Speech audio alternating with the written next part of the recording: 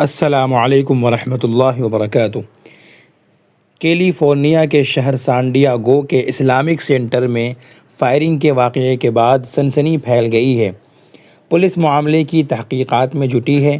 Media reports کے مطابق 2 حملہ آوروں نے مسجد میں فائرنگ کی، جس کے نتیجے میں 3 افراد ہلاک ہو گئے۔ اس واقعے میں دونوں مشتبہ حملہ آور بھی ہلاک ہوئے ہیں۔ فائرنگ میں ہلاک ہونے والوں میں مسجد کا گارڈ بھی شامل ہے۔ پولیس کے مطابق حملہ آوروں کو روکنے میں گارڈ نے اہم کردار ادا کیا، ورنہ صورتحال مزید خراب ہو سکتی تھی۔ پولیس کے مطابق گارڈ کی کارروائی کے سبب کئی جانیں بچی ہیں۔ پولیس نے علاقے کو چاروں طرف سے گھیرے میں لے لیا ہے۔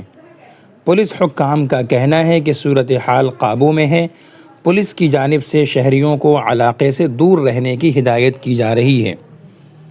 San Diego police chief Scott وال نے ایک پریس کانفرنس میں کہا کہ دونوں مشتبہ افراد کے بارے میں خیال کیا جاتا ہے کہ وہ نوعمر ہیں۔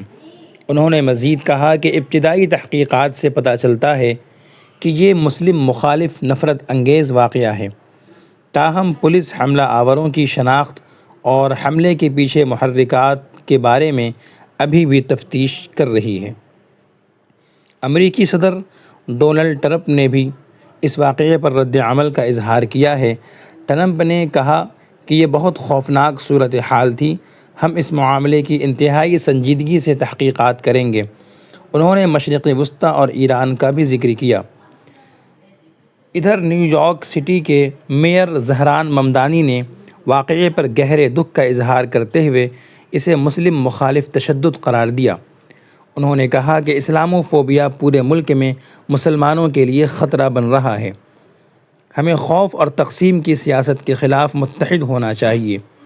میئر ممدانی نے احتیاط کے طور پر نیو یارک شہر کی مساجد میں اضافی پولیس فورس تعینات کرنے کا بھی اعلان کیا، تاہم انہوں نے واضح کیا کہ فی الحال نیو یارک کے مذہبی مقامات کو کوئی براہ راست خطرہ نہیں ہے۔